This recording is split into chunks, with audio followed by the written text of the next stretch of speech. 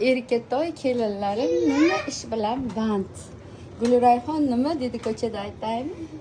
Nano, siz kelinlaringiz erkalatvoribsiz dedi. Nimaga erkalatvoribman desam, sizga shuncha narsa zakaz qilishdi, erkalanib dedi. Mana erkatoy kelinlarim.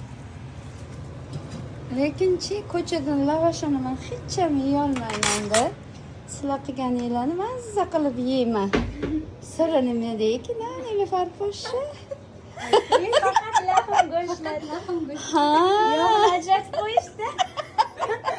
Aytdim-a, xolodilnikda yog'lar ko'payib ketdi, go'shtlar kamayib ketdi deb.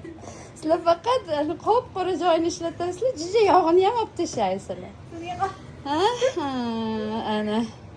Haqiqatda ham bular erkalanib ketgandaymi?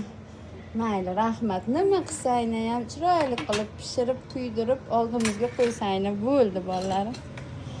Hozir qahramonlar Dostonbek adangiz, Shahnoz hammalari Robiyaxon yo'lda kelishyapti. Yarim soatda kelib qolishadi. Mana shu oila uchun qilingan pishir kuydir, hammasi tayyorlagan taomlaringizga ketgan vaqtlaringni Xudo xolasa hammasi ibodat bolalarim, savob bo'ladi. Tanjoningizga sog' bo'lsin. Ikkalaynani ham, qo'shaqaringni. O'zingizga o'xshagan shirindan shakar farzandlaringizga ko'p bo'lsin. Gelinim gelinim güler yüzlü gelinim, gelinim gelinim şirin dilli gelinim.